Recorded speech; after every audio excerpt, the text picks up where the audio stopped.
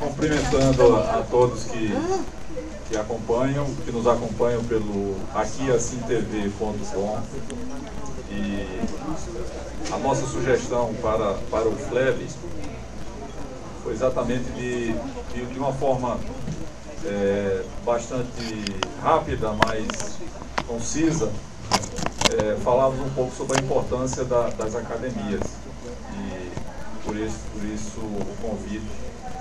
Eu sempre faço convites a queima-roupa para Cacique.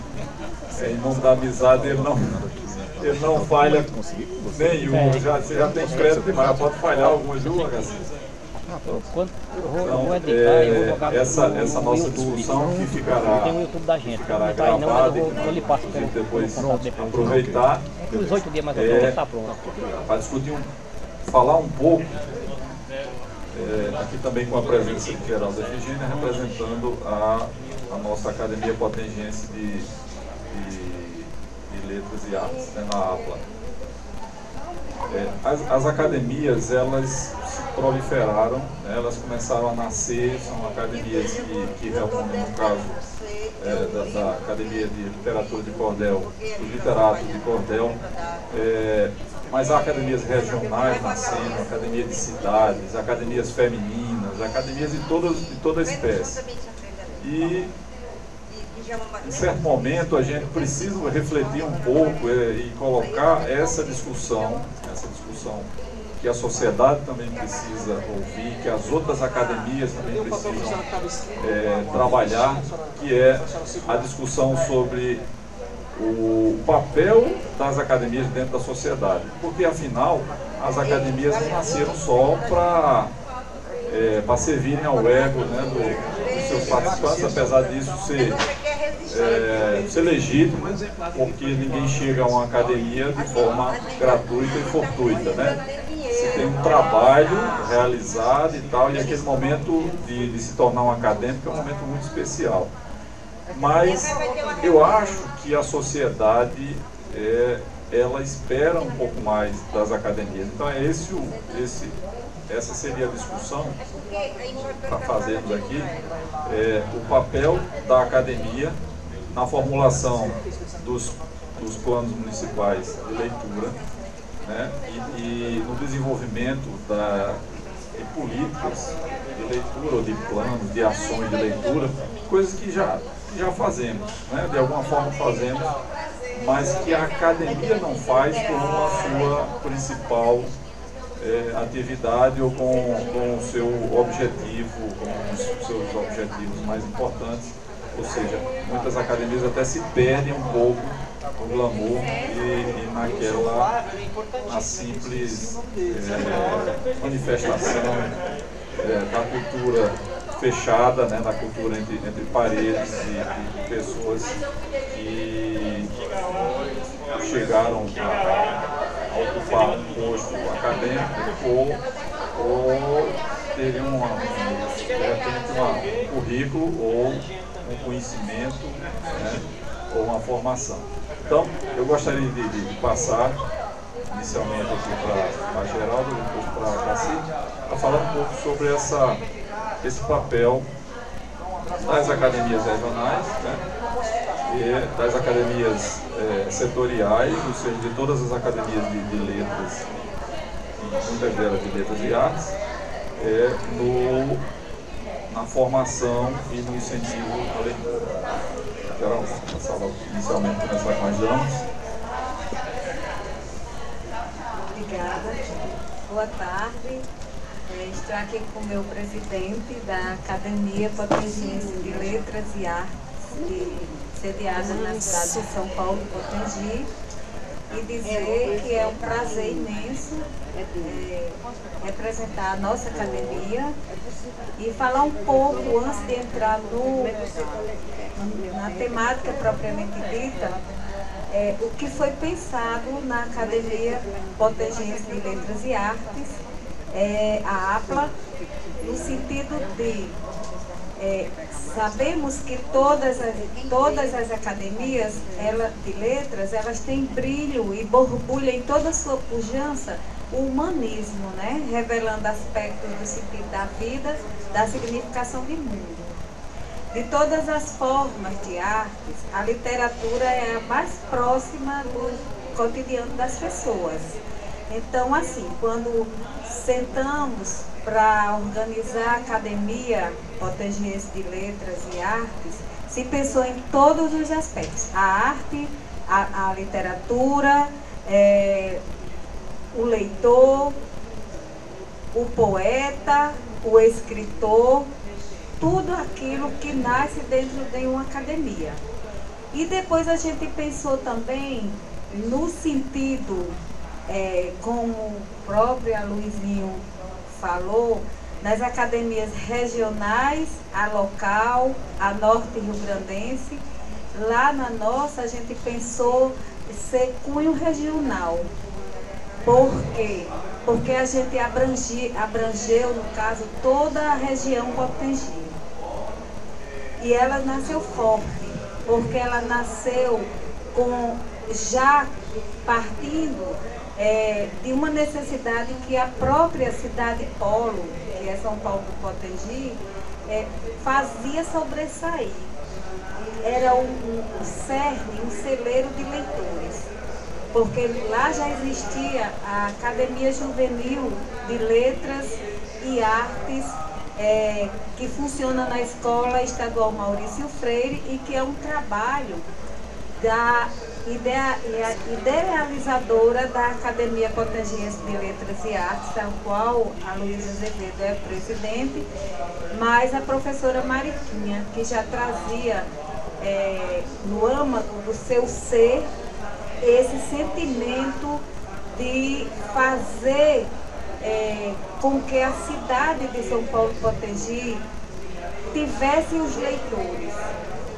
E quando essa academia nasceu, depois que todo mundo juntou-se, que saiu os patronos, que saiu os escritores, veio a necessidade premente, idealizada pelo nosso presidente, da questão dos planos da leitura, da cultura e os objetivos de que a gente pudesse, por meio disso participar. A APLA ainda é uma menina, ela ainda está muito novinha, nós só temos 3 aninhos, não é, Alice? 3 aninhos. Então nós temos um grande trabalho ainda, mas ela é forte e combativa.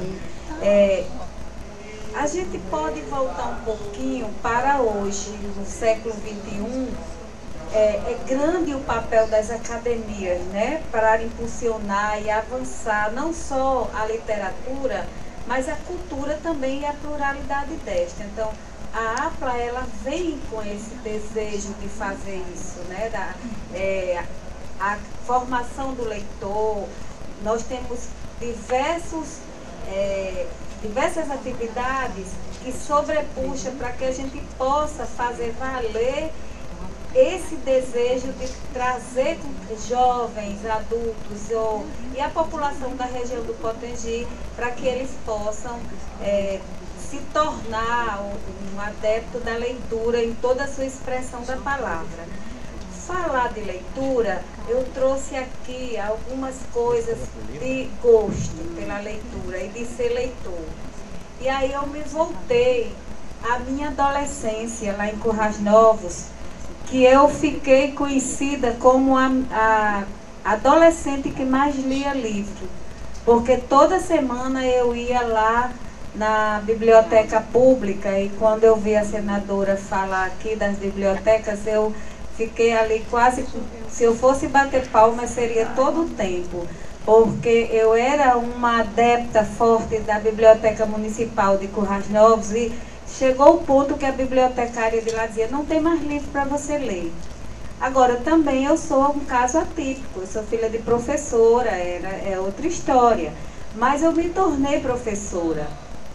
E como professora, eu trabalho a literatura, embora eu não seja da área da literatura, por incrível que pareça, eu a tenho no sangue, mas eu sou pedagoga e historiadora. Duas coisas que não vêm dizer com o que sai do meu sangue, que é a literatura.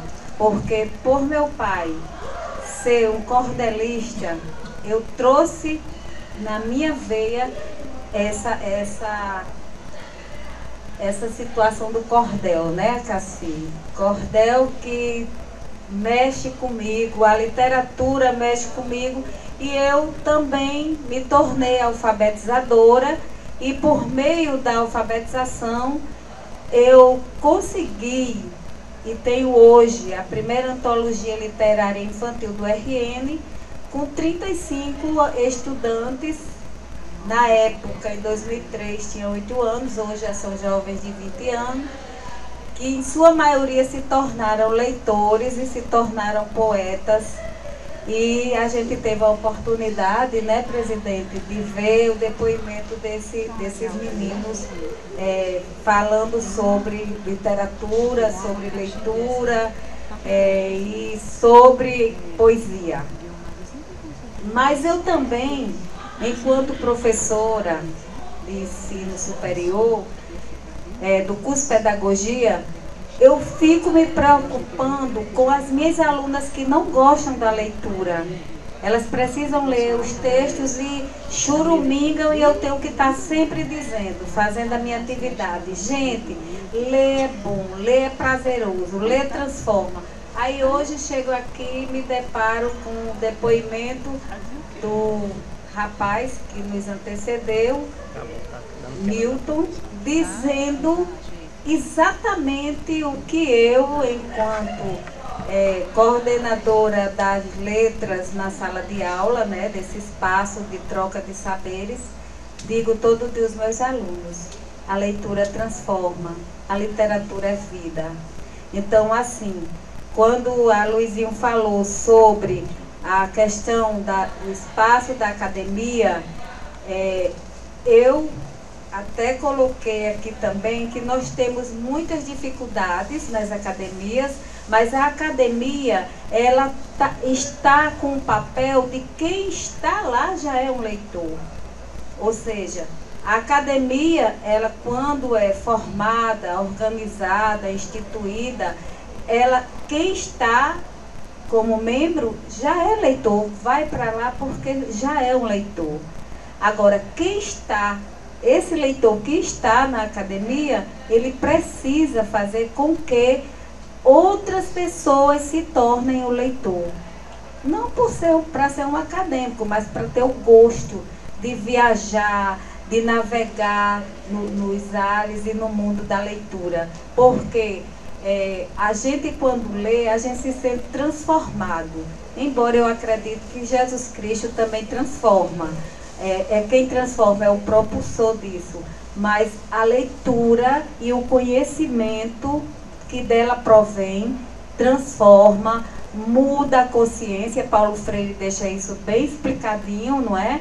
E ela faz com que a gente não só aprenda, mas se transforme, se modifique. A gente saia daquela borboleta, lagarto, e se transforma na borboleta porque voa.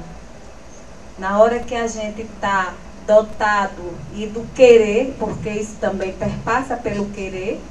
Eu fui boa leitora porque eu quis, mas eu acredito que a leitura, ela também faz, e é como a poesia, ela também tem um pouquinho do não querer. Eu creio que mesmo se você não querer, mesmo que você não queira, mas se você tiver dentro de você um gosto, alguma coisa assim, que possa fazer fluir, na hora que alguém oriente, esse alguém vai em busca sim. Não é só dizer assim: eu não quero, eu tenho que querer, sim, tenho que querer, mas eu acho que tem alguma força que vem de dentro, que a gente, não só é o querer, mas é a oportunidade que circunda o sujeito. Eu acho que também perpassa por isso. Então, aquela questão vulnerabilidades, essa questão social que permeia o ser humano. Aqui a gente teve hoje um exemplo bem claro. O rapaz não tinha conhecimento do que poderia fazer.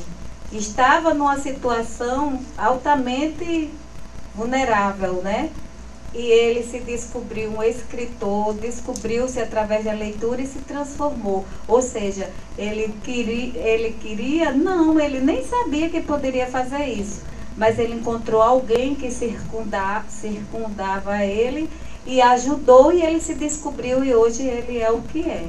Então eu acho que por enquanto, para começo de conversa, é por aqui, né? Obrigado, Geraldo.